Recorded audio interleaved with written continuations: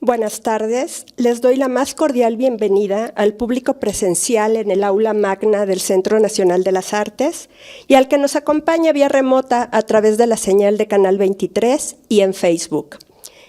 Es un honor moderar esta tercera mesa titulada Otras formas de existencia sobre el acontecer escénico, dentro de este ciclo Impotencia y Política del Archivo Teatral. Agradezco al doctor Arturo Díaz la invitación y saludo a nuestros ponentes.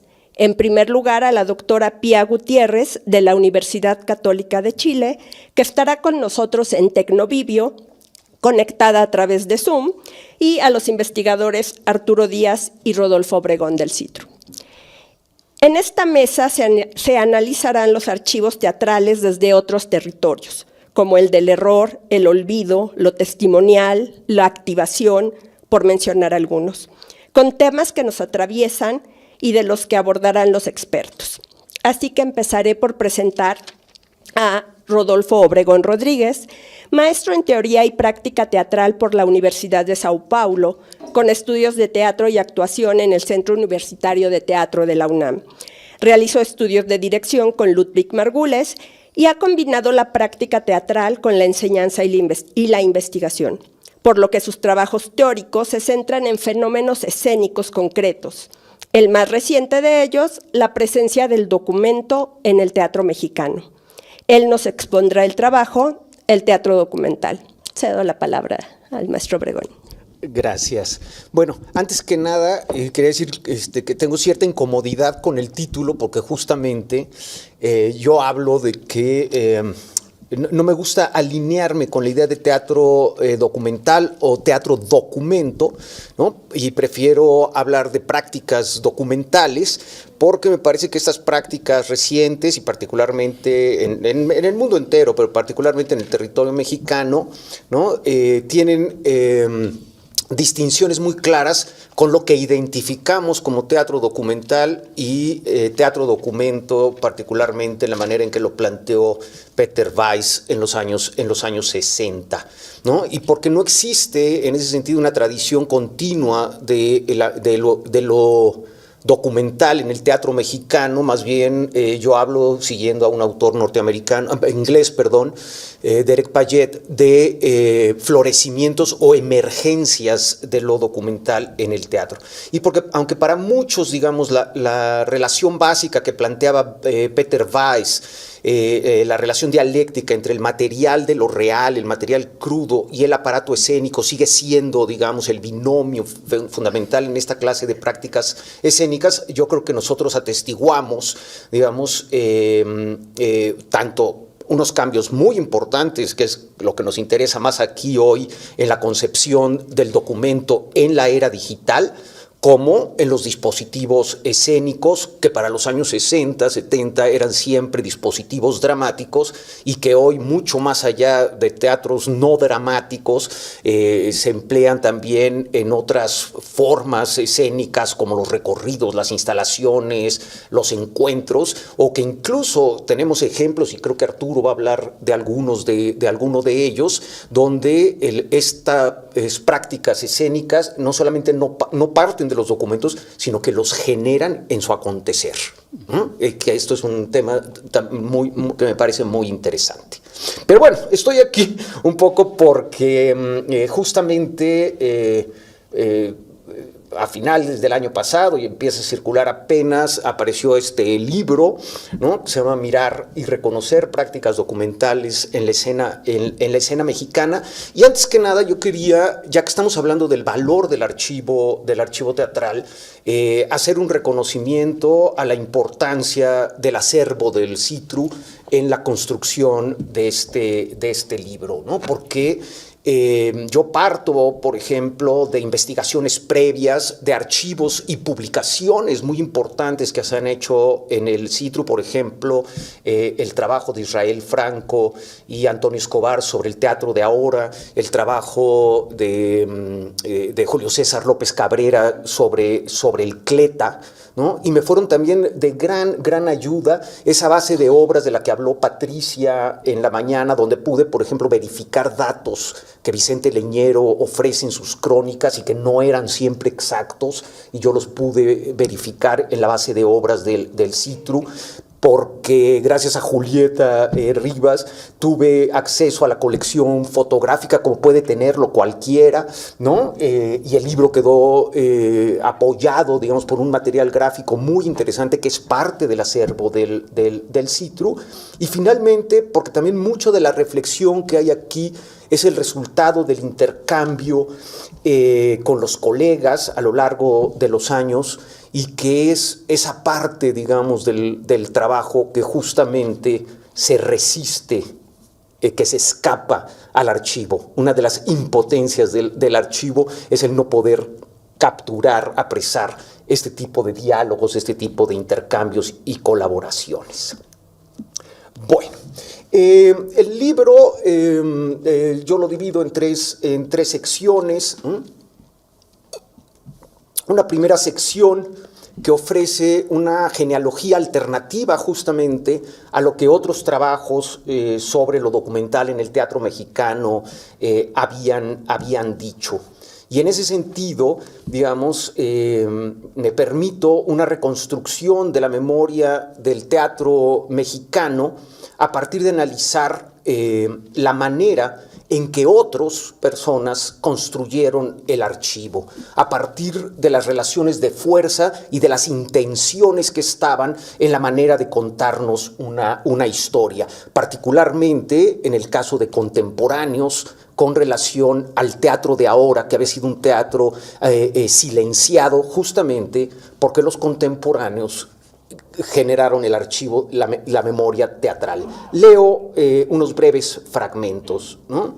La censura sufrida por la representación de San Miguel de las Espinas, una obra propuesta por el Teatro de Ahora, dado que en ella se hacía referencia a asesinatos políticos, se aunó a la rivalidad que los miembros del Teatro de Ahora entablaron con el grupo de contemporáneos, quienes se hacían poco a poco del poder cultural y del teatro desde sus posiciones en el aparato gubernamental y en la institucionalización del teatro de orientación a partir del año de 1932. Así lo reconoce claramente Juan Bustillo Oro en una entrevista al afirmar que cuando los contemporáneos ya estaban en el poder, cito, yo renuncié al teatro. Los contemporáneos dominarían la escena cultural durante los siguientes 30 años, pues la pervivencia del pensamiento liberal que ellos encarnaban se correspondía con las ideas de modernidad económica que el país retomó en ese mismo periodo, así como con los imaginarios que a través de su obra y su labor como promotores de una historia y una cultura, entre comillas, universales, es decir, europeas, contribuían a reforzar.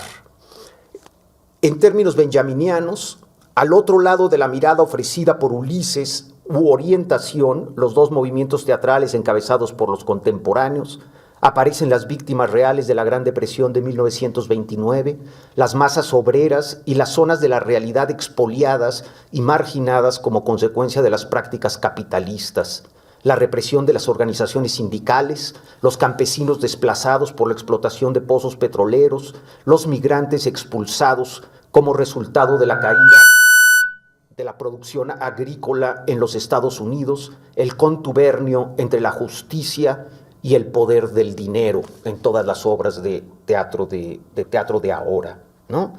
Y finalmente hablo sobre el desplazamiento del teatro de ahora hacia el teatro de revista, ¿no? Y lo comparo, digamos, con la propuesta de los contemporáneos que también hicieron una revista que también está documentada, muy bien documentada, en una publicación del CITRU, en el libro sobre Celestino Gorostiza, que se llamaba UPA y APA, y dice una vez más, esta posición, la de teatro de ahora en relación a la revista, se revela como la antítesis de la visión expresada por los contemporáneos y algunos de sus allegados en UPA y APA o Mexicana, su propia incursión en el teatro de revista, realizada para promover internacionalmente la imagen de un México pleno de atractivos y singularidades, y para la cual se pretendía aprovechar el exilio en Estados Unidos de Erwin Piscator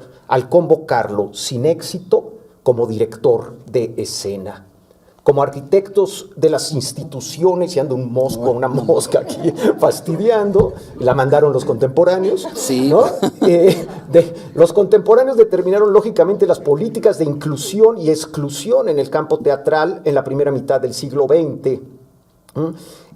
Como cronistas y herederos de los primeros historiógrafos del espectáculo, los miembros del Grupo Sin Grupo también establecieron las coordenadas del lugar póstumo que merecidamente se les ha otorgado, pero también de forma, bueno, aquí dice natural, no es tan natural, silenciaron otras experiencias y aportaciones que pudieran rivalizar con las suyas, como lo hizo con su proverbial ironía Salvador Novo al rebautizar al autoproclamado primer ensayo de un teatro político en México como el teatro de nunca, o caricaturizar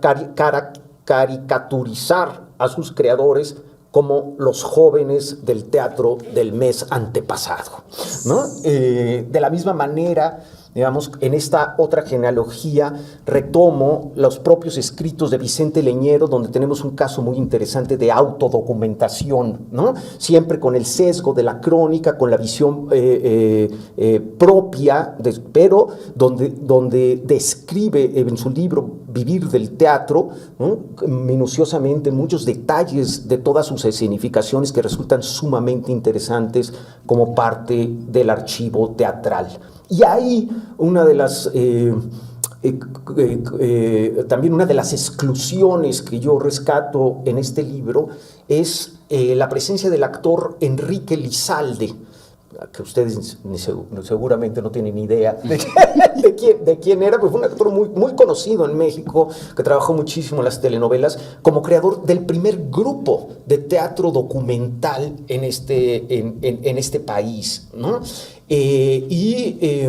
Muy interesante porque como el teatro de ahora, el grupo que planteó Lizalde fracasó, si queremos decirlo con esas palabras, o no floreció, ¿no?, si lo decimos de una manera más amable, ¿no? Pero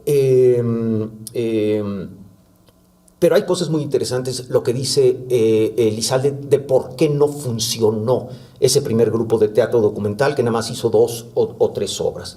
Leñero mismo era escéptico respecto, y se muestra escéptico en sus crónicas respecto a ese proyecto, y digo yo, el escepticismo del dramaturgo frente al proyecto, pues el fuerte de Lizalde, son palabras de Leñero, era la grandilocuencia, parecería un presagio de los problemas surgidos y de la pronta disolución del grupo, lo cual Leñero atribuiría posteriormente al carácter autoritario de Lizalde, pero que éste atribuyó en su momento a la falta de formación política de actores y directores, en lo que coincide justamente con los planteamientos que Peter Weiss hacía por esos mismos años. Dice Peter Weiss, el teatro documento solo es posible cuando existe como grupo de trabajo estable, educado política y sociológicamente, y es capaz de una investigación científica con ayuda de un abundante archivo.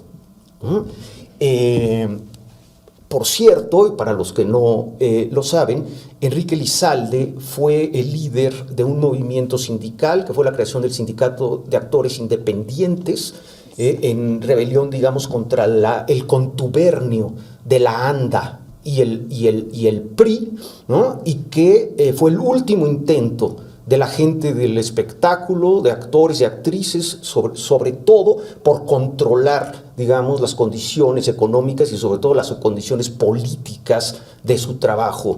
Es una ausencia de nuestro archivo, una muy buena documentación de ese movimiento, creo que es un pendiente de nuestro archivo.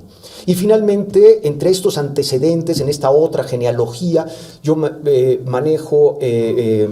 hablo, digamos, de la importancia de los grupos que formaron el Centro Libre de Experimentación Teatral y Artística, otro movimiento que fue dejado a un lado del archivo principalmente por los creadores y las personas asociadas con el teatro universitario o quienes se hicieron del poder del teatro universitario en el momento de la escisión, justamente de la escisión de Cleta. Sería muy interesante hacer una, y ya no lo pude hacer porque el CITRU tiene una magnífica colección de revistas de teatro digitalizadas, pero están en un formato que nos urge rescatar, ¿no? Porque sería muy interesante hacer una revisión de cuántas veces se menciona el trabajo de Cleta en todas estas revistas, La Cabra, Escénica, publicadas por la UNAM en los años 70 hasta los años 90.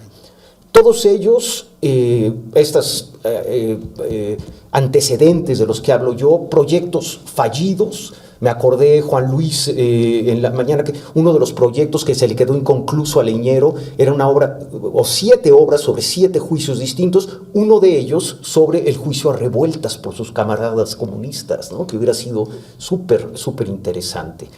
Proyectos fallidos, insisto, diría Calvino, ramificaciones torcidas e inarmónicas, muñones y podaduras del azar, ¿no? Pero que quedan como gestos y tentativas hacia el futuro.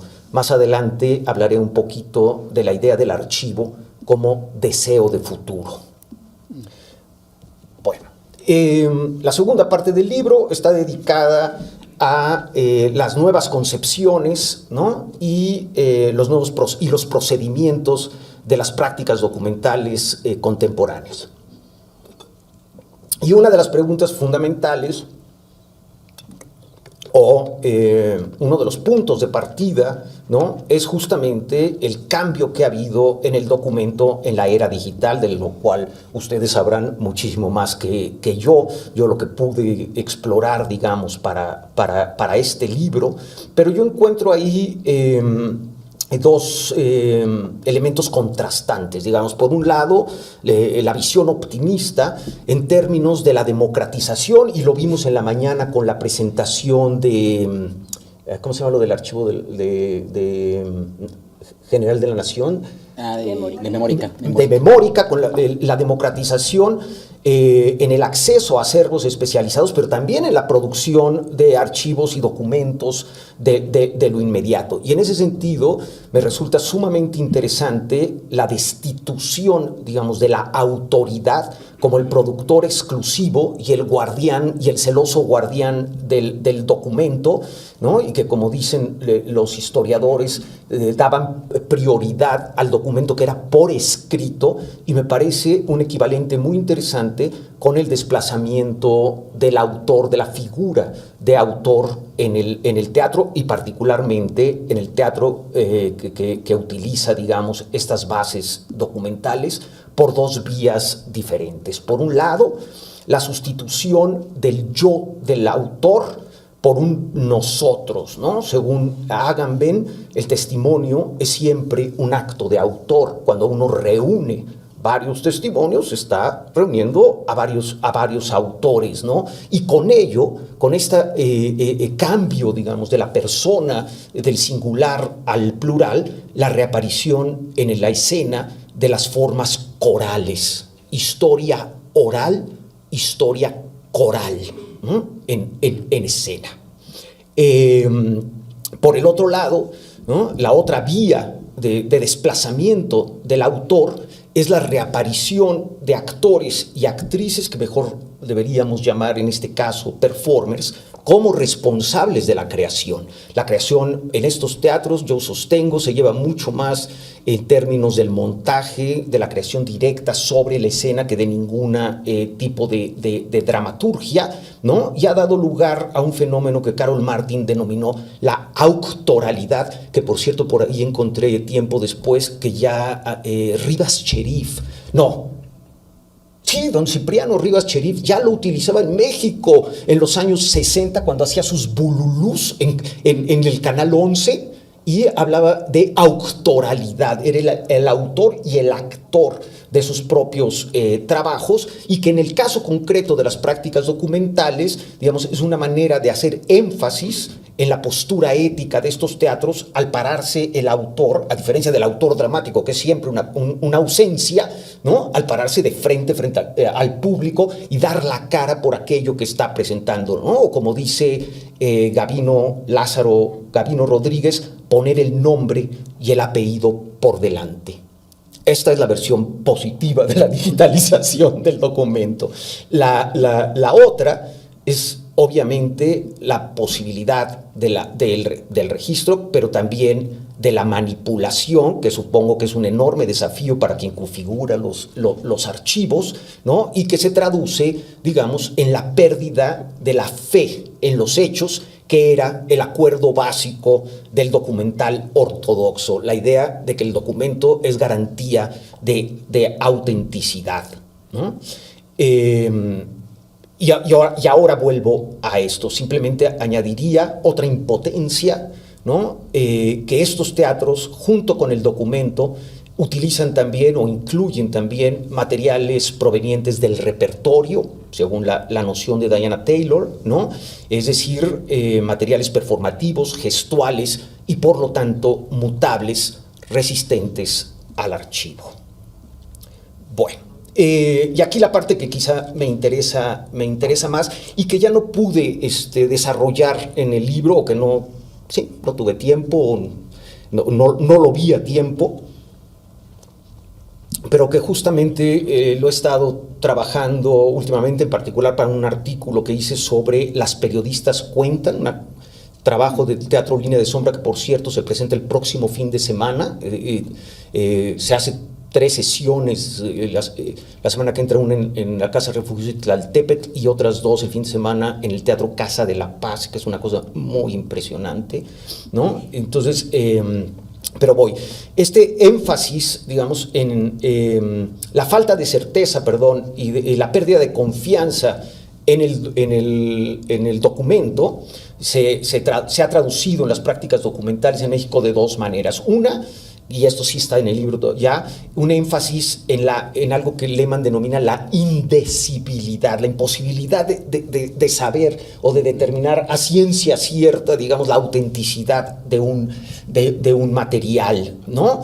En ese sentido de desestabilizar la percepción, ¿no? Y por ejemplo, ese énfasis en esa indecibilidad se manifiesta en las laberínticas superposiciones de sucesos o de situaciones factuales o de verdades inventadas, como dice Lagartijas tiradas al sol, donde no obstante se mantiene el índice apuntando hacia situaciones concretas que exigen una revisión o una respuesta inmediatas y en cuyo centro subyace siempre la discusión ética, como en el caso de la obra Tijuana.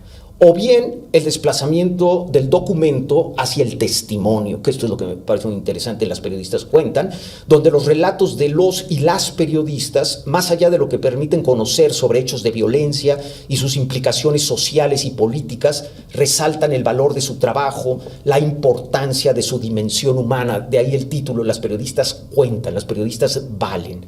En las actuales circunstancias de desconfianza frente a la información, el llamado de Teatro Línea de Sombra a quien ha desplegado responsablemente su palabra y ha puesto en riesgo su vida para hacer uso de la palabra íntima, dicen ellos, y compartir su experiencia, es un llamado a atestiguar esa verdad que excede a su posible documentación y a una escucha afectiva que se convierte en una forma de resistencia frente al menosprecio oficial y el silencio impuestos por el miedo.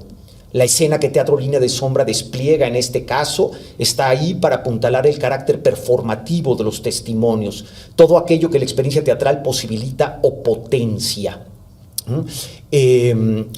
Las voces, los cuerpos de estas periodistas, ¿no? Los matices de su voz hacen que lo inimaginable adquiera una dimensión concreta, tangible, que a su vez rompe los condicionamientos en las formas de la escucha que han arraigado en sus contextos profesionales. La narración, en términos benjaminianos, se distingue por esa amplitud de vibración de la que carece la información y provoca del lado de la sala una intensa atención. Hechos, diría Agamben, tan reales cuando los narran estas periodistas, ¿no? Que en comparación con ellos nada es igual de verdadero, una realidad que excede necesariamente a sus elementos factuales, y aquí la diferencia entre el documento y el testimonio. Termino rápido. El grado de viveza o de vivacidad que produce toda práctica testimonial se alimenta de otro elemento cercano a la práctica teatral, la inevitable intervención de lo espontáneo que convierte a ambas en territorios inestables. Es en ese sentido que el mismo Agamben enfatiza la imposibilidad misma de que el testimonio, y yo diría a semejanza del hecho escénico, pase a formar parte del archivo, y a lo cual contribuye el carácter abierto de la pieza, en este caso de las periodistas cuentan, y que como todas aquellas obras que echan mano directamente de lo real, se ve afectada en su transcurrir por el desarrollo de los acontecimientos o las experiencias de las personas involucradas.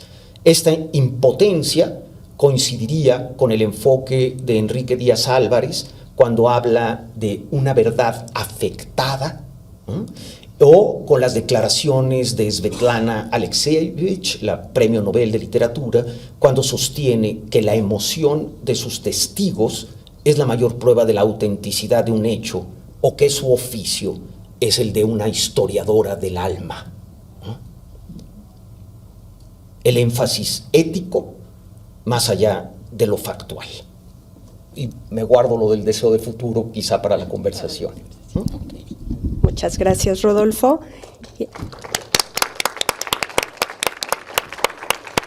Y ahora vamos a escuchar al doctor Arturo Díaz. Arturo Díaz Sandoval es doctor en cartografías del arte contemporáneo y maestro en investigación de la danza, ambos programas del IMBAL.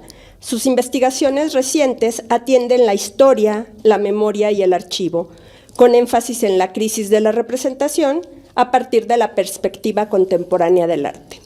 Colabora como docente e investigador en los posgrados del IMBAL, maestría en investigación teatral y el doctorado en artes visuales, artes escénicas e interdisciplina. Forma parte del colectivo académico independiente de la Red de Estudios de Artes Escénicas Latinoamericanas, REAL, y de la Sociedad Internacional de Bibliotecas y Museos de Artes Escénicas, SIBMAS, desde donde ha sostenido colaboraciones internacionales de relevancia en el intercambio de saberes sobre los problemas de la representación teatral. Adelante, Arturo, él nos va a presentar su ponencia, Acción Colectiva y Estrategia Comunitaria. Gracias, Claudia. Buenas tardes. Epígrafe. Cuando un acto vivencial es poderoso, lo es por político. Crea lazos, genera discrepancias, establece relaciones inesperadas y concluye otras. Denis Ansúrez, en el Parlamento de la Memoria, Seguimiento Crítico.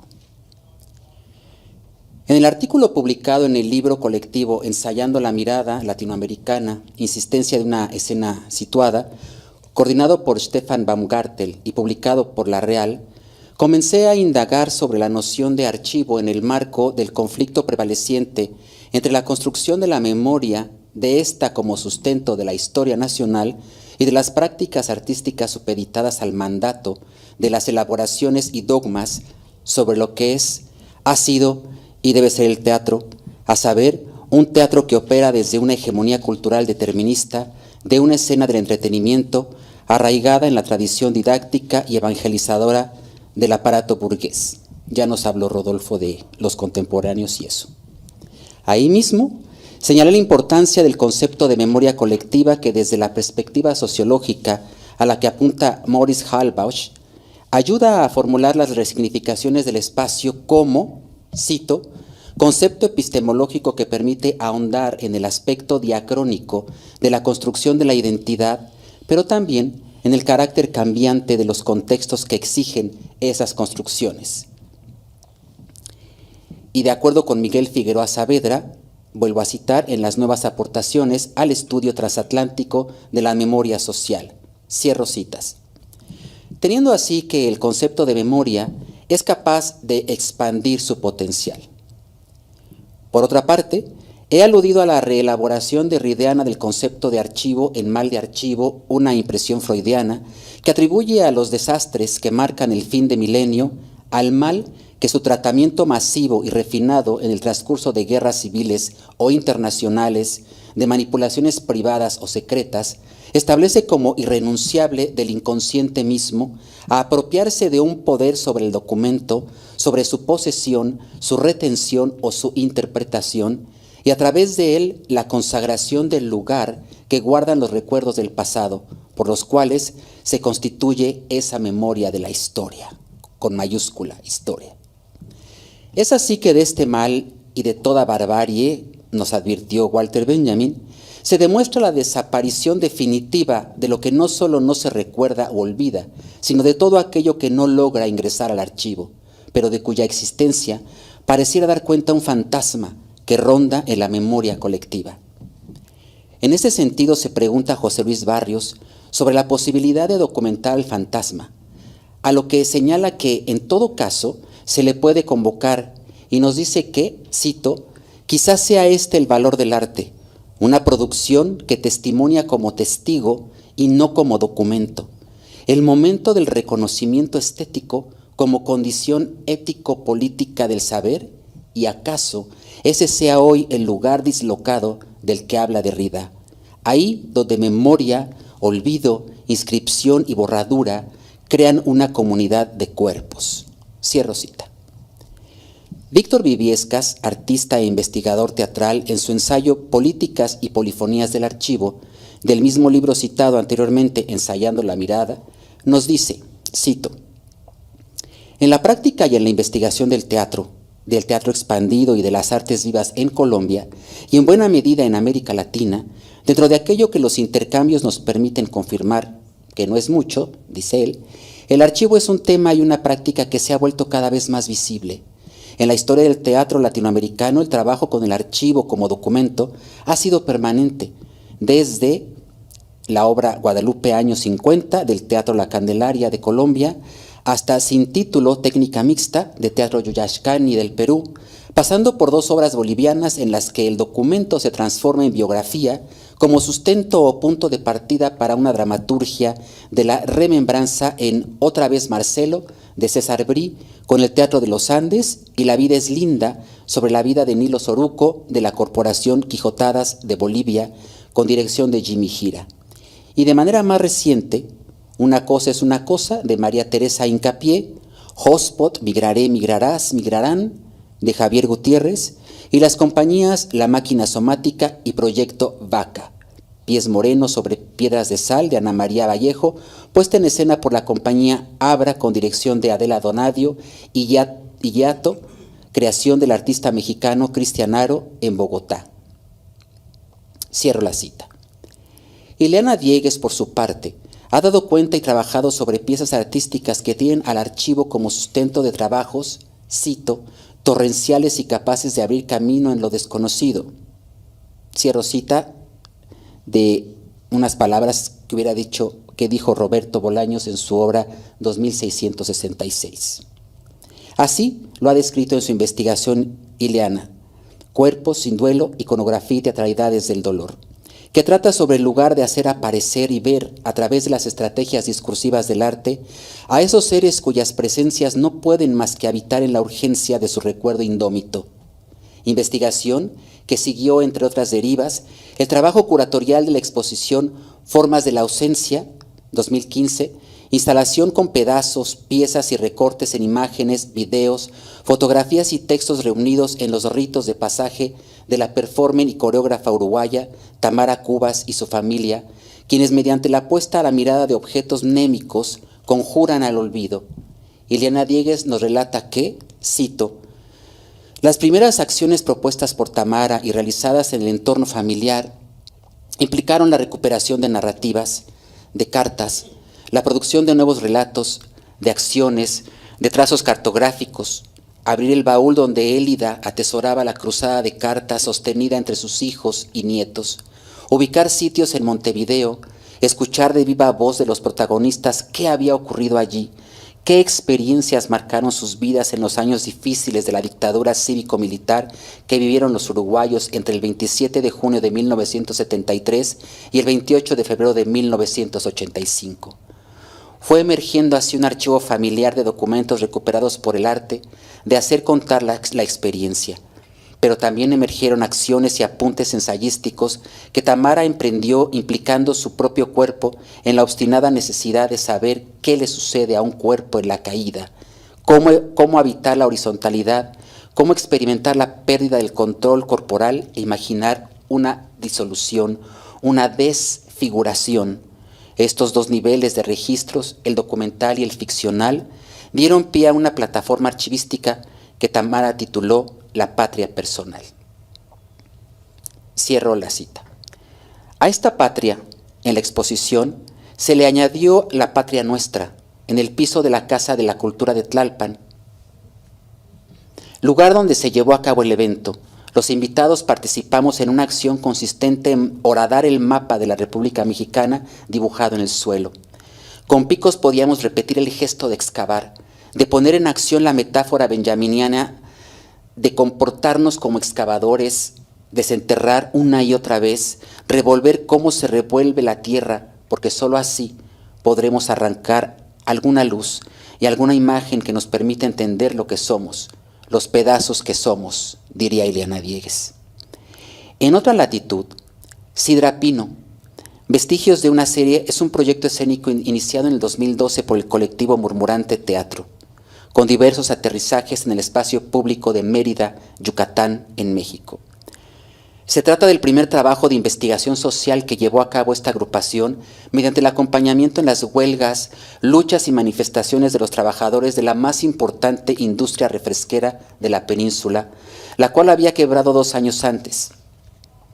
Estaba en el barrio de Santiago, Mérida, fábrica de refrescos Sidra Pino, 1888-2010, dejando sin su fuente de empleo y sin las respectivas liquidaciones a los trabajadores que habían fundado su vida en torno de esta corporación con más de 100 años de subsistencia, una empresa que por lo demás había sido emblema de un pueblo y alrededor de la cual se entretejieron memorias y costumbres. Los dos productos principales, el soldado de chocolate, una bebida a base de cacao y leche, y la sidra negra, una gaseosa a base de cáscara de limón fermentada y plátano, no solo formaban parte de su imaginario, sino también de los sabores propios de las bebidas asociados a la degustación de platillos tradicionales. En Sidra Pino subyace el relato sobre el que se construye la narrativa de una comunidad de obreros, de su lucha, pero además de los derroteros por un intento de restitución de valores auténticos en contra de las empresas refresqueras transnacionales, mismas que no solamente representan la supremacía de una hegemonía cultural, sino que se apoderan del bienestar y la salud del pueblo y desarraigan sus enlaces ancestrales.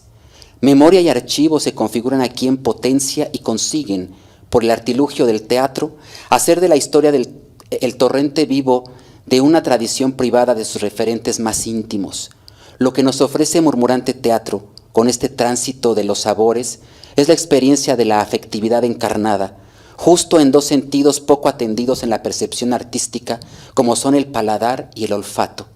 La apuesta de esta agrupación va a contracorriente de la monumentalización de la vista y del oído, por fijar la atención en el gusto como movilizador de una sociedad que advirtió la dimensión de la pérdida. Y quiero hacer un paréntesis y aprovechar para unirme a la pena que ahorita embarga justo esta agrupación Murmurante Teatro, quien sufrió hace 3 semanas un incendio, se quemó su local y su trabajo de más de 15 años, por lo cual, si está en alguno de ustedes a apoyar, en redes sociales pueden encontrar Murmurante Teatro para apoyarlos como sea posible. El Parlamento de la Memoria 2020 del colectivo La Comuna, Revolución o Futuro, es la construcción de un espacio que pueda dar de qué hablar, dice Rubén Ortiz, sitio capaz de reunir a las personas e invitarlas a tomar la palabra, ser escuchadas y que el lugar se convierta en un verdadero congreso donde se realice el ejercicio democrático para mirar las prácticas artísticas como acontecimientos de lo político, en la consideración de que si los parlamentos se han vuelto teatros, se puede hacer de los teatros parlamentos y romper la estructura en la que habitualmente nos volvemos como ciudadanos en meros espectadores sin poder actuar en la escena política y permitir a quienes se han dedicado a generar procesos colectivos sociales el encontrar en la escena artística también un proceso colectivo social para generar arte. La idea del Parlamento surge, pues, ante la necesidad de hacer participar a la gente y quitar la responsabilidad, sobre las necesidades de las personas a un puñado de representantes incapacitados para trascender sus ambiciones personales, quienes dejan a la deriva a toda una sociedad silenciada. En este Parlamento que alude a la memoria, se invita al público a hacer el ejercicio de construir desde sus referentes y desde sus archivos personales dinámicas encaminadas a poner en palabra y plasmar en ley los debates individuales, sociales y colectivos. La relación entre historia, archivo y memoria encuentra aquí espacio de discusión y puesta en juego de los referentes compartidos o no, a fin de crear una propuesta común en donde se da lugar a lo posible en la participación conjunta. La acción y la puesta en ley de la palabra colegiada y colectiva se hace territorio para la salvaguarda de un patrimonio social arraigado en la confianza que se otorga a lo dicho y decidido en conjunto. Se entrena en la discusión del Parlamento una democracia para el bien común y se experimentan acuerdos posibles para el futuro inmediato. Deus Ex Machina, 2018, montaje de la agrupación Teatro Ojo, fue concebido inicialmente como lugar para articular la discusión pública sobre el futuro del país, México, que ese año celebraría elecciones por la esperanza en el cambio del régimen de casi 100 años en el poder. Aquí no se trataba de crear antidispositivos ni antiaparatos, sino de un ensayo por ejercer máquina capaz de hacer máquina, en términos deleuzianos, de atacar de frente a un sistema de distribuciones identitaria con aquellos otros que se encuentran alejados para hacer el intento de acercarlos y con ello de arrasar para restituir, como la divinidad del teatro griego o las apariciones demoníacas del teatro de evangelización en el auto del juicio final, el Deus Ex Machina que desciende a la tierra al tropel del ejército celestial con el propósito de mostrar y transformar el desastre que ha significado la exaltación de una memoria monumental contra recuerdos que desde lo individual constituyen colectivos reforzadores de vínculos con narrativas de corporalidades y rostros que han estado ausentes del gran relato y que puedan intervenir en el ámbito de decisiones de las instituciones. A través del montaje de un centro telefónico de llamadas, cada vez que se establecía contacto, sorprendía escuchar desde las butacas las voces lejanas capturadas desde territorios muy distantes en la República y que a través de preguntas simples como ¿qué recuerdo tiene de la infancia? ¿Cree usted en la brujería? ¿Cómo es la calle donde vive? ¿Hace calor? ¿Qué espera del futuro? Se lograba establecer la conversación que podía durar desde 15 minutos hasta 1 hora. En algunas conversaciones resultaba asombrosa la manera en que las personas aprovechaban la oportunidad que se les daba para hablar, de poner allí en la escena la expresión de su memoria auténtica, forrada de acento, timbre, tono, ritmo y léxico particular característicos de la geografía diversa. Hay algo teatral en la propia historia de la máquina del Estado. Pensar a la distancia, Deus Ex Machina representa lo mismo que le dio origen al haber intentado construir una máquina de transparencias, una especie de oráculo que se ha materializado en la comunicación virtual de una llamada a distancia, generando diversidad de formas de contacto y empatías que trascienden las sonoridades de las voces y los ambientes que las envuelven. ¿Podemos poner el video, por favor?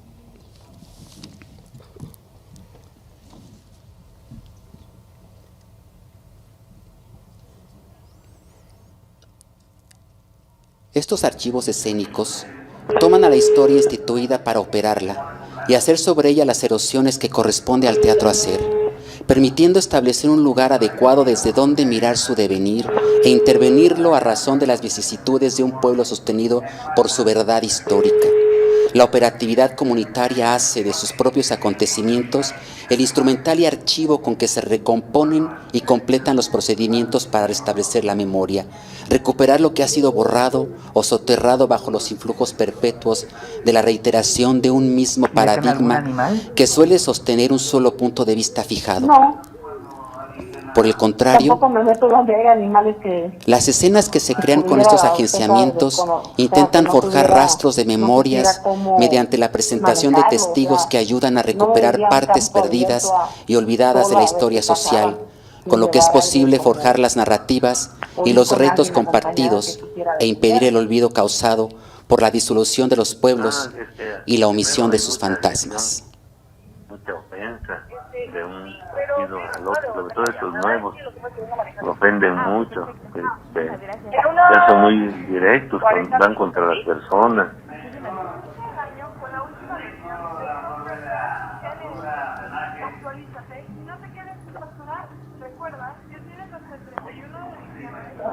¿Qué significa buscar la vida? Quiero decir que porque aquí pagan muy poco, es muy poco lo que pagan aquí, el sueldo muy poquito. También les pagarían poco, pero ya si él siguiera a llegar, ya si mandaría unos 300 por quincena, unos 200, qué sé yo, a lo mejor alcanzaba a comprar más un mandadito, porque aquí tiene 5 niños, y aquí pagan lo mínimo del trabajo, unos 900, por lo menos 1,200 por semana. Con 1,200 no acabala porque tiene 5, van a la escuela. ¿Qué opinan sus nietos acerca de que su padre esté detenido? Soporte técnico. Pues ellos están muy tristes porque fíjense que la mera verdad, mis nietos eran de allá, su señora también era de allá, pero era mexicana. Como ya no puede entrar, mejor se vinieron para acá, y ahora ellos si quieren estar ahí en Estados Unidos, les digo, ¿y a qué se van? ¿Quién los mantiene allá si su papá está detenido? Si todo estuviera permitido, pero verdaderamente todo, ¿qué sería lo primero que haría? Claro. Y por último, si todo estuviera permitido, pero verdaderamente todo, ¿qué sería lo primero que usted haría? Yo trabajar para que mi familia tenga todo lo necesario. ¿Qué sería todo lo necesario? Estamos realizando una breve entrevista. Pues comida, muebles, ropa, pues todo lo necesario de una familia. Claro. Pues, si todo estuviera permitido, pero verdaderamente todo, ¿qué sería lo primero que haría? Gracias.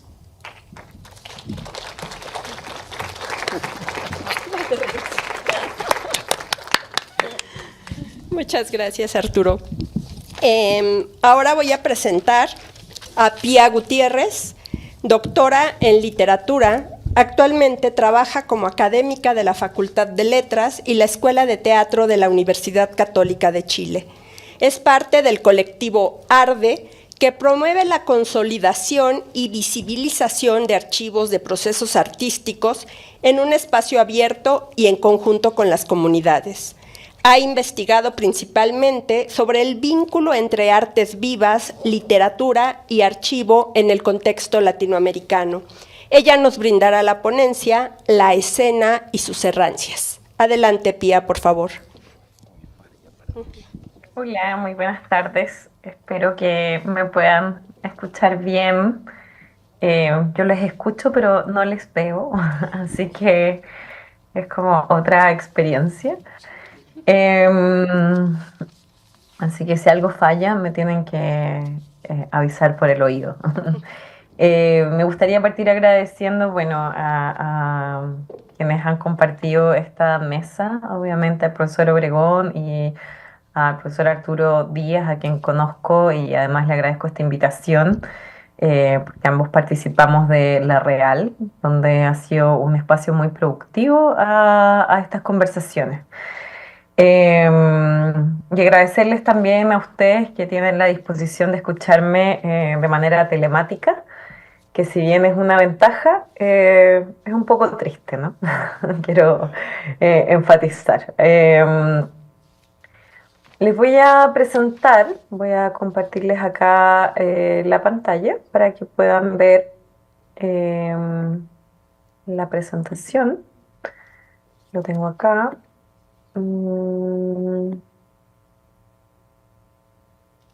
Ahí deberían poder ver mi pantalla completa. Preparé una presentación sobre un proyecto en particular que se llama Los Archivos LATE. Y si bien la presentación se titula La escena y sus errancias. Me gustaría centrarme en particular en este desvío, ¿no? Entendiendo la errancia como ya hemos hablado con Arturo en otras ocasiones, como desvío y también como error, ¿no? Es decir, cómo trabajar un poco desde esas aperturas del archivo y de los desafíos que esas aperturas nos pueden como convocar hoy. Em, me gustaría hablarles de este proyecto en particular. Si bien en otros momentos he trabajado con la errancia, por ejemplo, consultando archivos de artistas teatrales que han tenido que viajar, y en eso el Citro ha sido muy generoso conmigo, ayudándome a encontrar eh, materiales de artistas chilenos precisamente que estrenaron o que pasaron por México, especialmente en los 60 y los 70.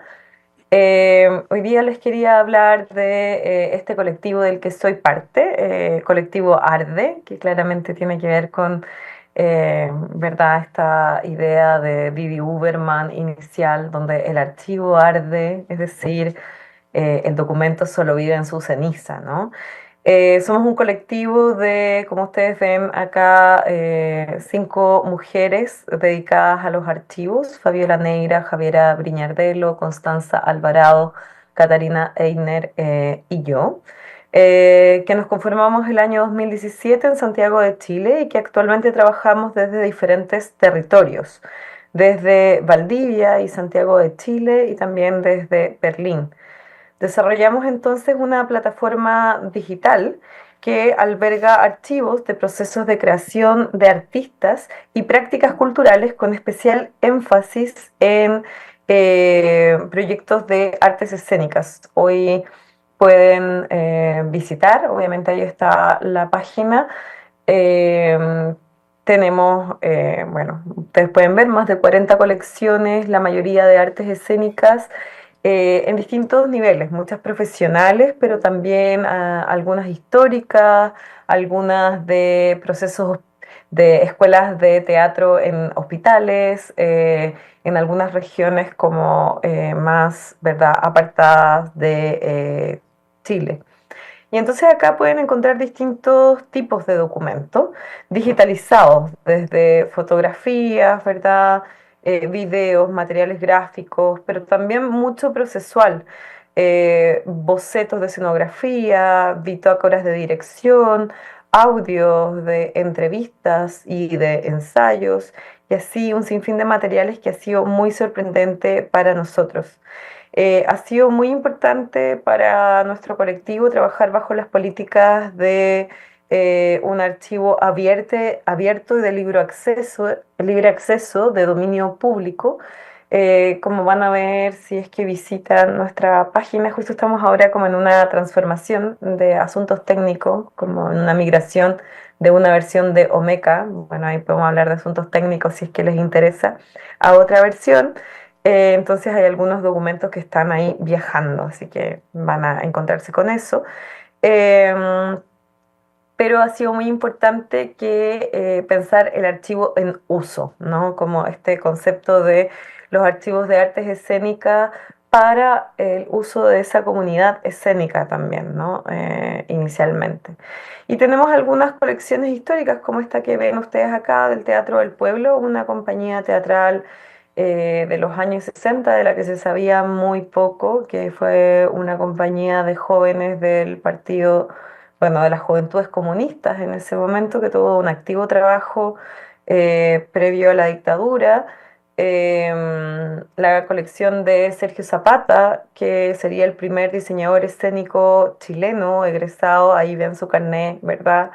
De la Universidad de Chile, el año 58, y que además fue testigo y gestor de, diríamos, bueno, 40 años del teatro en Chile, ¿no? Muy importante. Y también levantamos colecciones de procesos creativos de artistas contemporáneos. Van a ver van a encontrarse con una serie de colecciones vinculadas a proyectos que se llaman huellas, y así los hemos llamado, y que están divididos por procesos creativos, por lo general.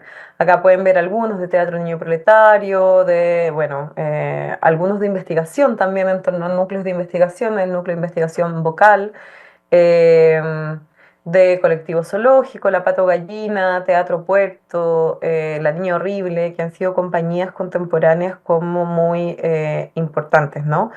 También tuvimos un proceso en particular que puso énfasis en esto que se llamó Huellas Mujeres, que son archivos de mujeres creadoras. Trabajamos con 12 colecciones de mujeres creadoras que vienen de la danza, el diseño escénico, la dirección, la dramaturgia, eh, etcétera, y hablamos de sus procesos y trabajamos con ellas esas poéticas. Hay mujeres que vienen de la performance, que van desde mujeres de 30 años hasta bailarinas que hoy tienen 80 y algo. Entonces fue muy interesante también ese trabajo. Y algunas, bueno, acá Huellas de Exilio, como verán, que es un trabajo conjunto que hicimos con la MAE, una asociación también de archiveras de Costa Rica, que nos ayudó a digitalizar una colección de afiches que se guardaba en Costa Rica, en San José, y que ahora está disponible y resguardado también digitalmente en nuestro sitio web de teatristas chilenas y chilenos en el exilio, que como ustedes saben, se instalaron ahí en Costa Rica y se hicieron parte de esa escena, fueron muy importantes, ¿no? Em, Tenemos también, y esta colección se las muestro en particular, ustedes saben que fue el estallido social en Chile el año 2019, en octubre, y mucho del estallido tuvo que ver con una performatividad callejera, ¿no? Entonces llamamos como a una colección comunitaria abierta sobre este proceso que se llamó Cuerpo y Protesta, y se armó una colección que ustedes pueden visitar con colaboraciones de artistas, de creadoras, de creadores, también de público, de gente que capturaba estas imágenes en la calle, un poco dando cuenta de acciones como esta que ustedes pueden ver. Bueno, acá está Bernardo Higgins, nuestro libertador, con una capucha en medio de las protestas, ¿no? Imágenes como esta. Y este es un busto encapuchado que en la ciudad de Cartagena, en una playa del litoral cercano a Santiago. Entonces, además de las colecciones, y aquí es a lo que yo les quiero presentar, y en esto va la errancia o el desvío, ¿no? Ahí pueden ver todas nuestras colecciones.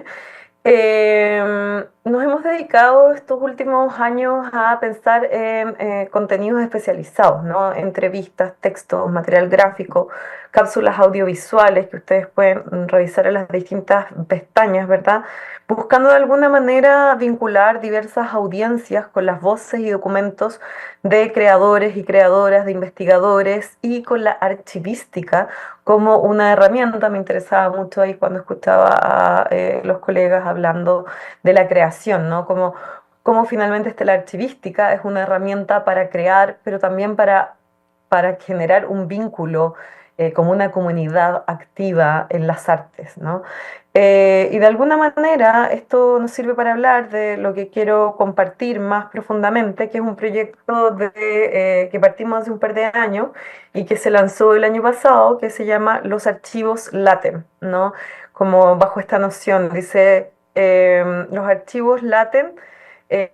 Ahora es una temporada que responde un poco a una serie de contenidos que experimentan con la archivística y los archivos a través de entrevistas, artículos, videos, material gráfico, cuadernillos, fanzines, audios, y especialmente a través de colaboraciones con artistas para generar materiales experimentales y explorar diversos ejes temáticos que nos invitan a reflexionar sobre el papel de los archivos en la construcción de las memorias y en las disputas de narrativas históricas, especialmente, ¿verdad?, la de las artes escénicas, pero en la narrativa histórica como en general.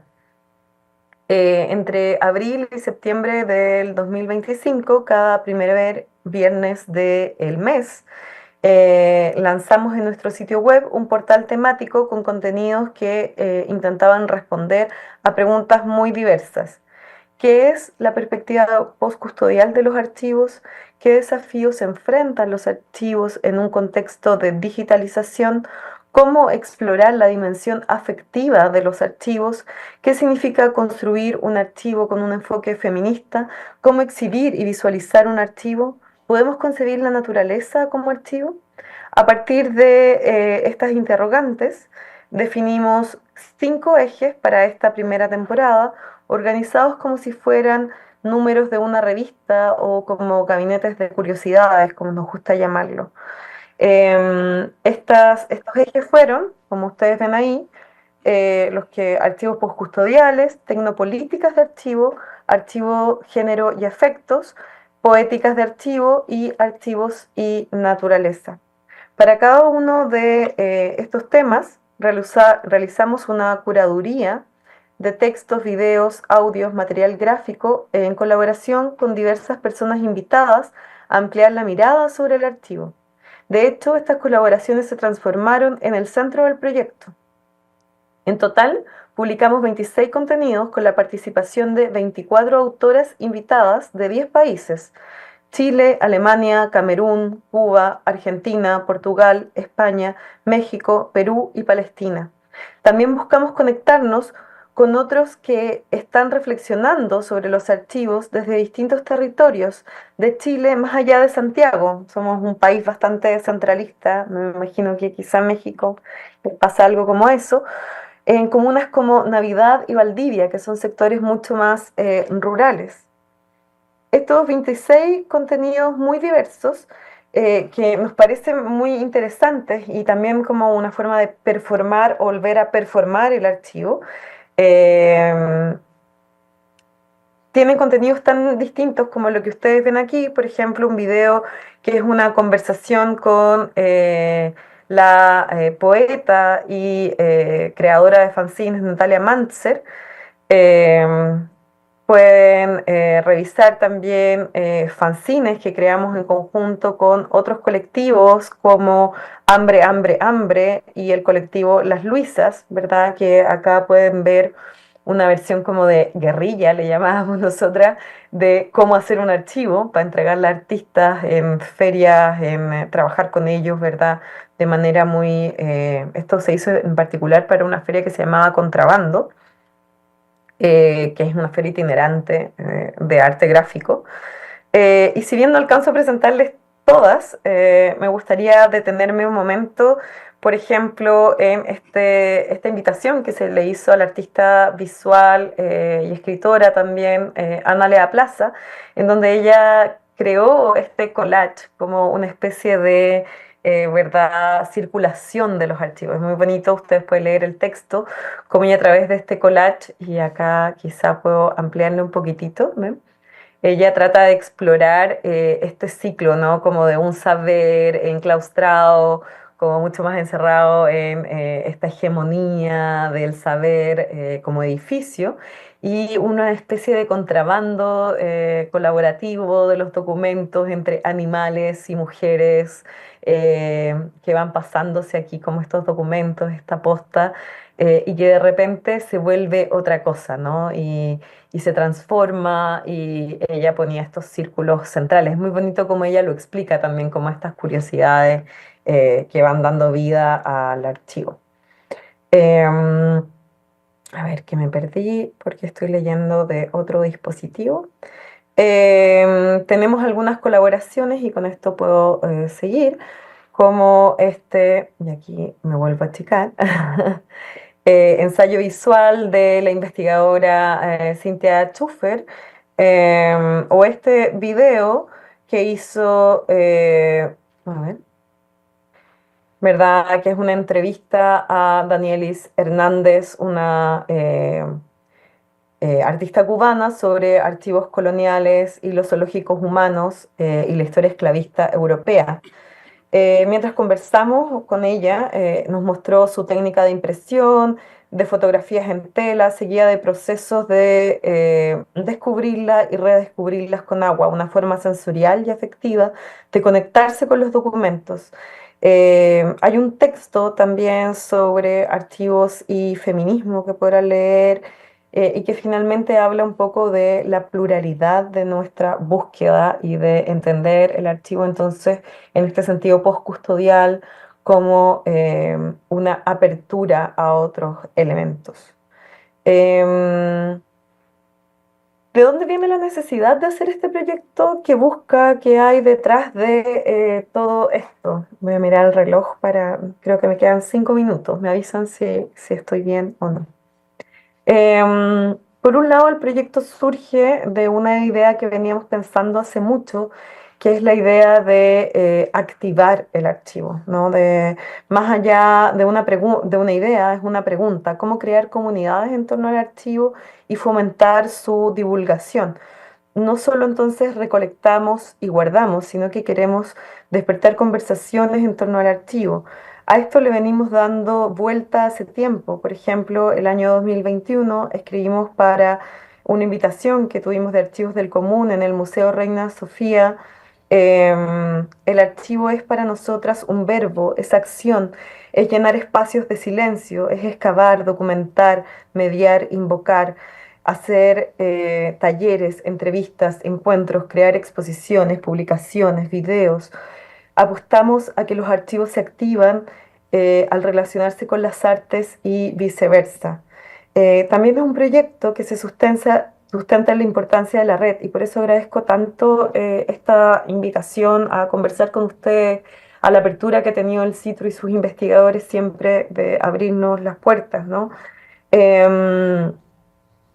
Se trata de ir tejiendo una trama de archivistas que conecta diversas geografías, zonas horarias, contextos y disciplinas. O sea, son mis 9, 10 de la noche, ¿no? Como que eh, surgió en nosotras de alguna forma esta vocación internacionalista de querer conectar con otras y otros más allá de la frontera física, política, incluso lingüística y disciplinar.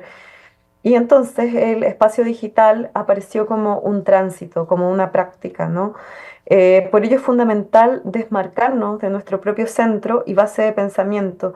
No se trata solo de que nosotros como el colectivo hablemos y publiquemos nuestras ideas, sino de abrir espacios a lo polifónico. Y en este sentido nos interesan otras colaboraciones. Otra idea fundamental que cruza los proyectos como este y lo que hemos estado como conversando constantemente es preguntarnos por las formas de producir conocimiento, ¿no? Y esto nos lleva a una cita que me parece muy interesante de Fernanda Carvajal y Mabel Tapia de la Red de Conceptualismos del Sur, que dice: los archivos pasan de ser apropiadores pasivos, ¿verdad?, de documentos e información, espacios de depósito, a redistribuir activamente información y a proponer miradas situadas, contribuyendo directamente a producir fondos comunes que no solo socializan imágenes, textos o videos, sino que expanden modos de hacer que amplían el horizonte de lo posible. Y en ese sentido también, escuchando a las otras ponencias, ¿no?, como haciendo temblar esta noción del documento como una verdad inamovible, ¿no? Y eso, ¿verdad?, nos ayuda a pensar, ¿verdad?, sin duda, que los archivos LATEM pueden entenderse como una revista, como un atlas, como una constelación de contenidos y autores, como un rizoma, una sala de exhibiciones digital o un punto de encuentro entre la archivística, los artistas, las personas curiosas que reflexionan sobre los archivos desde diversas latitudes. Creemos que desarrollar una práctica editorial y curatorial desde el archivo es clave para expandir su función, para performarlo, es como una forma de volver a darle cuerpo incluso al problema de los archivos en artes escénicas, ¿no?, como en la pérdida o en esa disolución del cuerpo. Es un espacio dinámico de producción de conocimiento y creatividad a través de iniciativas de archivo que se transforman en un lugar de intercambio donde circulan ideas, imaginación y afectos. Esta transformación también nos afecta a nosotros como el colectivo, pues en el hacer de archivo nos construimos. Y solo para terminar, me gustaría mostrarle algunos ejemplos de publicaciones que ustedes pueden visitar en nuestra web y que además son descargables, de uso libre, las pueden imprimir en sus casas. Perdón, Pía, tienes un minuto para cerrar, por favor. Sí, voy cerrando. Por ejemplo, esta lista que es cómo iniciar un proyecto de archivo, que es como una especie de manual muy técnico. Bueno, este fanzine, que están todos descargables desde nuestra web. Este catálogo abierto e incompleto de archivos, obras y pulsiones archiveras, que es una lista eterna de proyectos, muchos de ellos de artes escénicas, ¿no? Que es un archivo postcustodial, que además hay un video. Esta serie de stickers que hicimos con la artista Constanza Salazar y que pueden imprimirse, descargarse y usarse también como stickers digitales. Otro fanzine, que es un decálogo de creación escénica, sacado del proyecto Huellas de Creación. Este corazón que nos gusta mucho, que es parte del fanzine. Y con eso, nada, invitarles a revisar la web, a contactarnos y obviamente abrir los diálogos con otras propuestas en la era digital. Así que muchas gracias por escucharme y compartir en esta mesa. Muchas gracias, Pia. Bueno, vamos a abrir una sesión de intercambio entre la mesa y posteriormente daremos respuesta a sus preguntas en Facebook y a las presenciales. Yo quiero hacerles una pregunta a Rodolfo, a Arturo y a Pia. Dice Elizabeth Yellin que el olvido es la presencia de la ausencia. ¿Qué tan relevante es en estos tiempos que estamos viviendo, sobre todo en estos días que no podemos abstraernos de lo que está sucediendo en México, que el hecho escénico ponga en evidencia lo que se ha querido borrar, pero que está presente a través de su ausencia? Y que también el hecho escénico nos coloque la presencia de la ausencia de la justicia, ¿no? Esta presencia de la impunidad. Quiero saber qué dicen al respecto, por favor. ¿Yo empiezo? Pues yo lo regresaría un poco a mi ponencia, a recuperar esta idea del fantasma, ¿no? De fantasmas que están ahí, que se intenta como hacerlos visibles, ¿no? Como invocarlos y como hacer que aparezcan, ¿no? Y que de pronto justo eso, que también nos den miedo, ¿no? Que el fantasma no solamente sea ese ente así lindo, bonito, ¿no? Como Gasparín, ¿no? No sé, sea un fantasmita lindo, sino un fantasma que de verdad asuste y que de pronto están ahí, pero que no aparecen si no son invocados, ¿no? Y que la invocación de pronto de esos fantasmas es lo que hacen que de pronto cobre realidad un acontecimiento o algo que se está ocultando, pero que también de pronto el hecho de hacer aparecer de una manera ya no fantasmática sino monstruosa. Entonces creo que hay que de pronto tener también cuidado, ¿no? Entre esa diferencia entre lo que es monstruoso y lo que es fantasmático, porque sí hay una diferencia entre esa categoría de lo fantasmagórico y de lo monstruoso, ¿no? De pronto estamos ante escenarios de monstruosidad que intentan de pronto hacer desaparecer también a los fantasmas, ¿no? Y que de pronto el monstruo nos asuste más que el fantasma. Creo que es un poco extraño lo que digo, pero es como así más metafórico en lo que me hace pensar eso, ¿no? En realidades que de pronto se construyen de una manera monstruosa más que fantasmática. O sea, queremos estar invocando desde el arte, y estos colectivos lo hacen, y otros colectivos sociales, y las mismas buscadoras están buscando vestigios de sus seres desaparecidos para tener la constatación de que efectivamente están ya definitivamente desaparecidos y puedan invocarlos como fantasmas. Pues porque entre tanto no tengan la certeza de su desaparición, tampoco tienen la certeza de poderlos hacer aparecer como fantasmas. Y entonces se nos aparece un escenario monstruoso, ¿no? Que es capaz de pronto de intentar como destruir toda posibilidad de existencia. Gracias, Arturo. ¿Querrías decir? Pia, ¿quieres decir algo? ¿Me escuchas bien? Okay. Sí, las escucho muy bien. Me hace pensar, bueno, como a partir de lo que tú nos invitas, como pensando en Elizabeth Yellin y los trabajos de la memoria, finalmente esta aparición no tiene que ver o sea, tiene que ver con encontrar el documento, pero tiene que ver con qué hacemos con ese documento también, ¿no? Cómo ese documento se pone en un lugar, y creo que en eso los artistas hacen mucho por poner ese documento en nuestro presente y hacerlo prueba de la desaparición, ¿no? Como el habeas corpus finalmente, como que es muy importante esa prueba documental.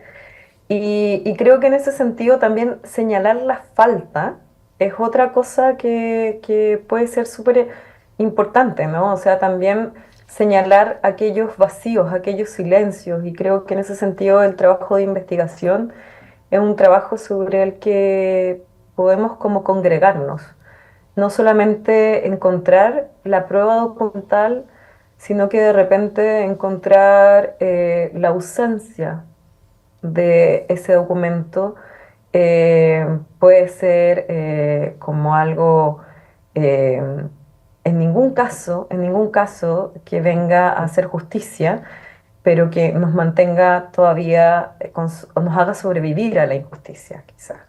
Me hace como reflexionar. Gracias, Pía. Bueno, pues importantísimo. Yo creo que eso es en gran medida el impacto de esta acción de teatro en línea de sombra de las periodistas cuentan, porque incluso ahí se le pidió a las periodistas hablar de sí mismas más que de los hechos de violencia de los que son testigos, y sin embargo en todas ellas tarde que temprano aparecía esto como parte de su oficio, ¿no? Entonces es algo que está ahí siempre presente, siempre rondando, y eso es lo que decía ¿cómo se llama? La experiencia tan impactante. Y creo que es justamente a eso a lo que se refiere Agamben y lo que decía yo, de que cuando vemos esa ausencia, digamos, sentimos más bien esas ausencias en el testimonio de ellas, esos hechos, en el caso concreto de México, ¿no? Inconcebibles, toman un peso y una realidad concretas, y por eso son también aterradoras, ¿no? La más pura experiencia de lo trágico, ¿no? Como diría Lehmann, mirar al horror sin volver la cara. Muchas gracias. Voy a leer unos comentarios que hay a través de Facebook y enseguida dejo el espacio para sus preguntas. Sergio Honey, a través de Facebook del CENAR, dice: los primeros usuarios potenciales de los acervos del CITRU son los propios investigadores y documentalistas, dada las líneas de investigación existentes y emergentes manifestados en proyectos vinculados estrechamente con contextos escénicos recientemente visibilizados y los actuales. Patricia Ruiz Rivera, saludos y felicidades a la mesa. Y Sergio Honey vuelve a poner otro comentario en el cual dice: las prácticas escénicas mencionadas en la presente mesa son, parafraseando a Wash, arte de archivo expandido y vinculado con los afectos y con lo real. ¿Tienen alguna pregunta? El público presente, adelante, por favor.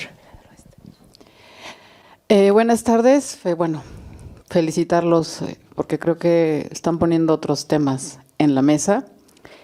Y mi comentario va a ser para Pía, porque y un poco anudando con lo que pusiste en la mesa, Claudia, que afortunadamente en tanto ciudadanos y en tanto comunidad nos atrevemos justamente a rescatar archivos, como en el caso de Pía, que nos habla de un colectivo y que no está esperando que el Estado llegue y haga esa chamba, ¿no? Y que entonces utilizan y se soportan entre el trabajo de otros colectivos, ¿no?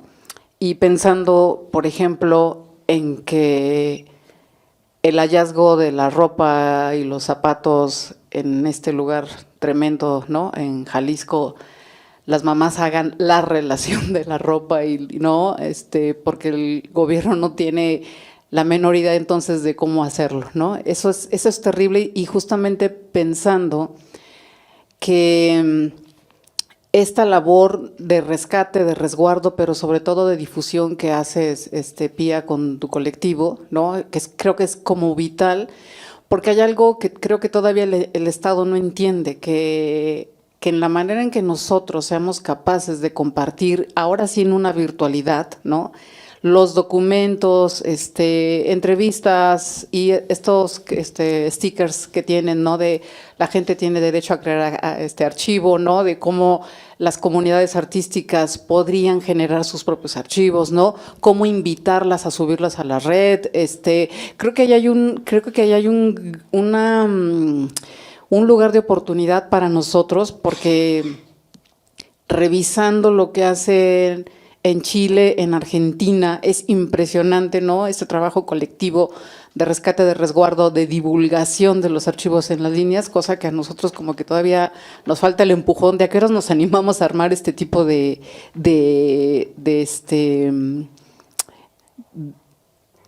pues eso, de documentar tantas actividades, ¿no?, y no estar esperando que haya el permiso, la firma, el convenio, ¿no?, el comodato, etcétera. Y en ese sentido, Pía, ¿podrías contar un poquito de cómo fue eso, separarse de, no sé si tengan una subvención estatal, pero si la tienen seguramente no cubriría todo, ¿no?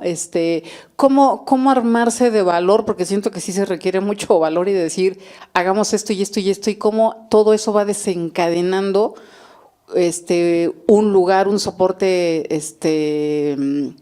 en la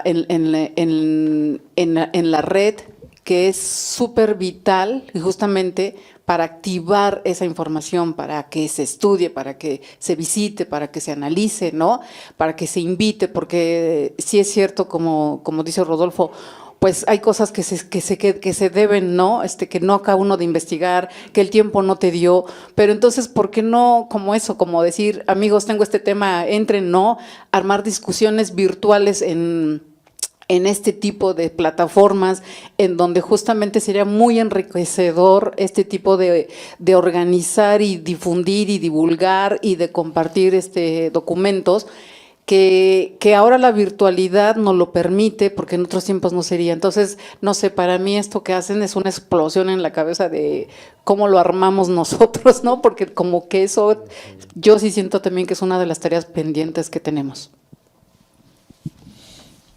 Adelante, Pía, por favor. Gracias. Gracias por la pregunta. Y a mí la primera respuesta que se me viene a la cabeza, yo creo que tiene que ver con la precariedad que vivimos. O sea, en nuestro contexto, las artes, o sea, voy a ser muy sincera, nosotros no tenemos una institución que sea como una institución nacional, por ejemplo, que se preocupe del teatro de la nación. Eso no existe en Chile. Las colecciones de archivo, que creo que hoy las tenemos mucho más institucionalizadas, eran más bien colecciones de investigadores que han sido donadas luego a universidades, o algunas colecciones, por ejemplo, del Teatro Municipal, que es una colección muy rica, pero que en términos como de financiamiento y de protocolo ha sufrido mucho, como la precariedad. O sea, les cuento una anécdota breve. El municipal había logrado, gracias a ciertos fondos, qué sé yo, el Teatro Municipal de Santiago, que es nuestro teatro más antiguo y entre comillas el más importante, uno pensaría, logró armar un acervo digital y una plataforma para organizar el material fotográfico, o sea, de las puestas en escena ahí, que no, ojo, no, son teatro, ópera y música docta, pero por mucho tiempo ese lugar albergó los teatros universitarios, a teatros aficionados, es muy interesante. Hackearon la página el año pasado, se perdió todo el trabajo, o sea, como que no... Y estamos hablando como del más importante de Chile, o sea, ese es nuestro contexto. Y ante la precariedad aparece como un poco la libertad también, como de no somos la institución. Todas nosotras, o por lo menos 3 de nosotras, trabajamos en espacios institucionales. Yo trabajo en la Católica, ahí tenemos un archivo institucional que tiene otras condiciones, otros protocolos y que por lo tanto también tiene otros desafíos técnicos. Y nosotras teníamos otra libertad. Las cosas que tenemos, la mayoría, los artistas se acercan, muchas de nosotras también trabajamos en procesos creativos, entonces como que estábamos ahí, veíamos todo el material que se generaba y era como hay que hacer algo ahora. Entonces digo esto, es decir, nace desde ahí. Y después, cómo mantenernos ahora es un desafío. Llevamos 7, casi 8 años. Y en un principio fue como, sí, tengamos una web, que creo que es una cosa que muchos nos ha pasado. Y con los años ahora el gran problema es la conservación digital, que es como un desafío a lo que viene, en los términos de las colecciones. Pero sigue siendo un lugar mucho más libre. O sea, ahora nosotros postulamos a fondos públicos, fondos internacionales, hacemos servicios, ponemos plata, nosotros, los artistas, hacemos canje. Así funcionamos. O sea, no tenemos nada. Y tenemos, sí, todo muy legal. tenemos también acuerdos de apertura. Los documentos no son nuestros. En ese sentido es distinto también, porque nosotras no tenemos documentos físicos, sino que somos una plataforma que difunde archivos digitales. Entonces, los derechos siguen siendo obviamente siempre de los autores o sus herederos, y nosotros tenemos la apertura de esos documentos que están ahí con Creative Commons. O sea, tenemos ciertas libertades que en un archivo institucional como el CITRU, por ejemplo, es mucho más complejo, ¿no? Porque hay todo un sistema o un aparato. No sé si respondí la pregunta, pero sí como esa idea de la urgencia, y creo que en eso allí el colega que estaba hablando, que me interesa mucho y me encantaría como escuchar más sobre su libro, le hablaba sobre los archivos del futuro. Y también hubo ahí una pregunta, es como...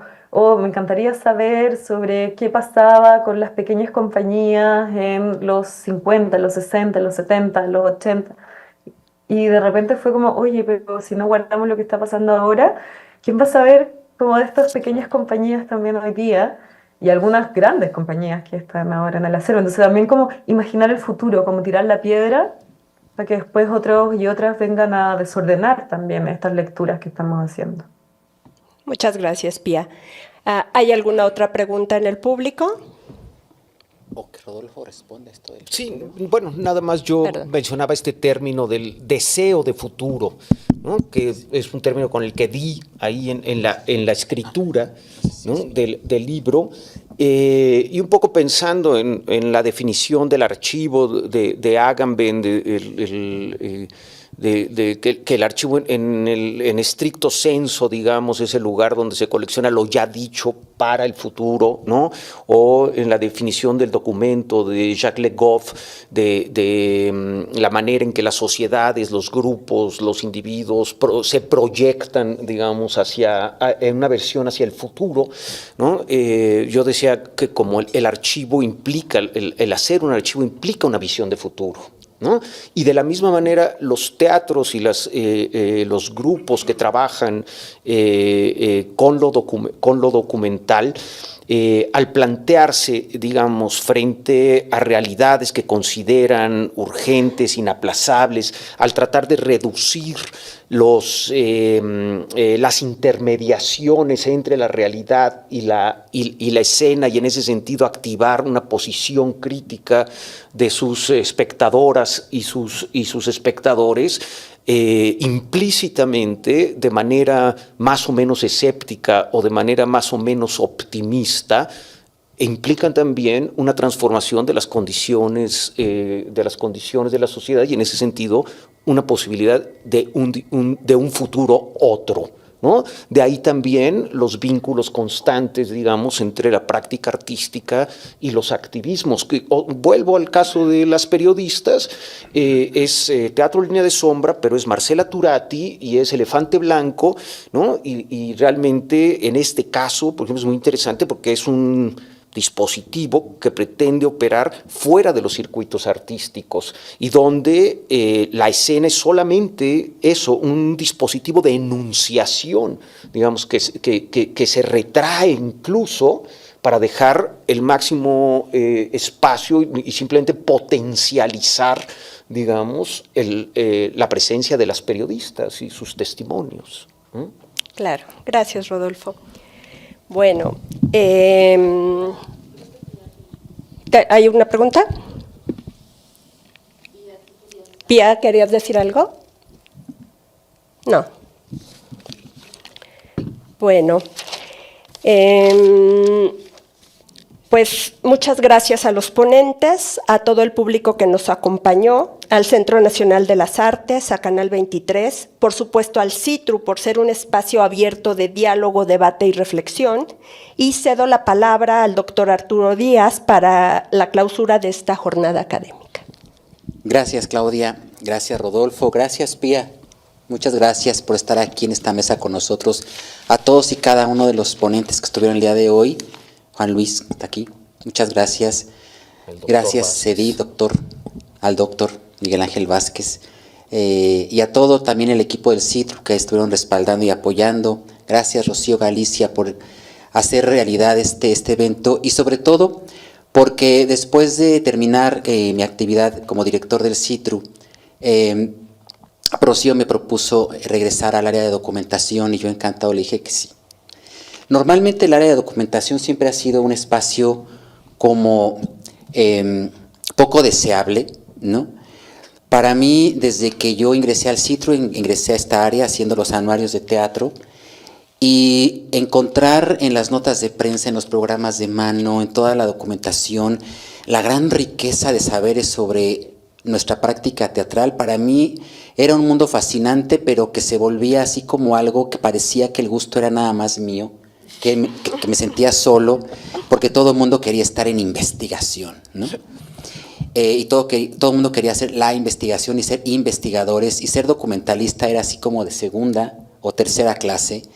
Y yo me sentía muy contento ahí en el archivo vertical, en todo lo que era archivo, pero sí de pronto se empieza a sentir uno solo, ¿no? Pasa como cuando uno es raro, piensa que es el único raro del mundo, y cuando empiezas a descubrir que hay otros, ¿no? Con las mismas pasiones y que iguales, de pronto pues empiezas a entender que hay un universo de posibilidad de diálogo y que está en este grupo de personas que ahora me acompañaron en la organización de este evento, que les agradezco mucho su escucha, su sensibilidad, para capturar como ese sentir de lo que es hablar de algo que pareciera tan árido como el documento, como el archivo, y que hemos podido constatar en esta jornada que es de un valor y de una riqueza, bueno, aplastante. Es apasionante. Apasionantísimo, ¿no? Yo creo y lo vi en cada uno y me sentí en ese sentido aliviado y acompañado y digo, este es el lugar en donde yo quiero seguir estando, ¿no? Porque realmente esto me hace constatar de que la riqueza del saber parte precisamente de la esencia de lo que el teatro deja, como lo que Didan Weekend diría, una reverberación, ¿no? Como este resonar que está siempre latente y que es como el documento es una caja de resonancia magnífica en donde uno le puede extraer sonidos y matices impensables. Realmente esta jornada, creo, fue muy rica, llena de hallazgos y de saberes y sobre todo eso de sentirnos todos acompañados. Efectivamente, la intención de abrirnos a espacios fuera del CITRU, de dejar de ser endogámicos, creo que nos permite visualizar otras posibilidades y de encontrar a esos otros extraños que existen en el planeta, en el mundo, y que cuando uno los contacta, en realidad adquiere uno una gran potencia, no solamente del archivo, sino de uno mismo. Uno es potente en la medida en que trabaja en colectivo, en red, y por eso agradezco mucho ese trabajo de la Red de Estudios de Artes Escénicas Latinoamericanas en el que estamos trabajando junto con Pía, junto con Rocío, Lola Proaño y bueno, todos los compañeros, compañeras, y también de la Sociedad Internacional de Bibliotecas y Museos de Artes Escénicas, que han sido redes de pensamiento y de reunión de estas personas que sabemos que una cajita con documentos extraños es un gran tesoro, no es estar ante algo más que esos monumentos consabidos. Entonces, pues no me queda más que cerrar esta jornada con esa satisfacción enorme y con una gratitud profunda. Muchísimas gracias a todas, a todos que lo han hecho posible, que estemos aquí reunidos. Gracias a la Universidad Católica de Chile, gracias al Archivo General de la Nación, gracias a la Universidad Iberoamericana, gracias al Centro Nacional de Investigación, Documentación e Información Teatral Rodolfo Sigli por expandir los lazos de un conocimiento profundo. Buenas tardes.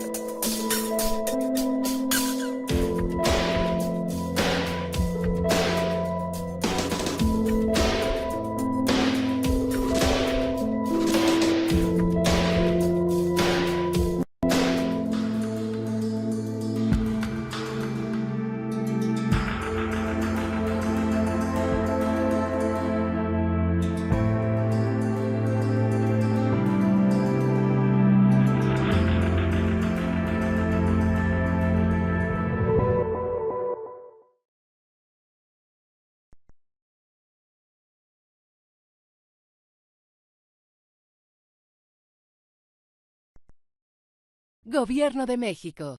Segundo piso de la Cuarta Transformación.